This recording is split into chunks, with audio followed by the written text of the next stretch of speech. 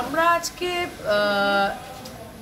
রাজাটিল্লা এবং লেবারপুতা আর হরিনগর জিপিটা দেখতে পেরেছি। যদিও জমা জল এবং ফ্লাডের জল বিভিন্ন গ্রাম অঞ্চলে রয়েছে, যেখানে যেখানে রিলিফ পাঠা হয়েছিল ওইখানেও আমরা গেছিলাম।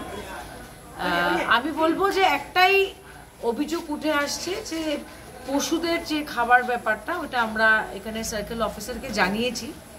এবং বন্যা যেভাবে প্রত্যেক বছর এসে আমাদের ক্ষতিগ্রস্ত হয়, এটা নিয়ে আমরা কোনো নতুন চিন্তা বিগত 10 বছরে দেখিনি। আমি শুধু সমালোচনা করার জন্য সমালোচনা করছি না, কিন্তু আমরা নমামি বরাক দেখলাম।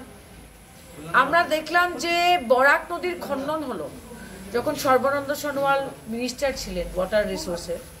এই বরাক নদীর খনন কখন শুরু হলো আর কখন শেষ হলো আর কারা বালুর ব্যবসা করলো আমরা জানতে পারলাম না। কিন্তু এটার একটা সলিউশন করতে হলে আমি বলবো যে আমি দেখেছি মন্ত্রী পীযূষ হাজারিকা বলছেন যে আমরা ফ্লাডের পরেই এইগুলা ইম্ব্যাঙ্কমেন্ট করব এবং সুইচ গেটগুলা মেনটেন করব। প্রশ্নটা হলো আমরা জানি কোন মাসে ফ্লাড হবে, আমরা কিন্তু জানি কোন মাসে ফ্লাড হবে, তো আমরা ফ্লাডের আগে এই সুইচ গেটগুলা ঠিক করি না কেন? এই প্রশ্নের উত্তরটা কি? এটা তো একটা কমন সেন্সের ব্যাপার। আজকে আমি যেখানে যেখানে গেছি, আমি বরকলা গেছি, বদরপুর, মাসিমপুর, সবাই সুইচ গেট দেখে বলছে সুইচ গেট নামালে উঠে না, উঠলে নামে না। এটার রহস্যটা কি?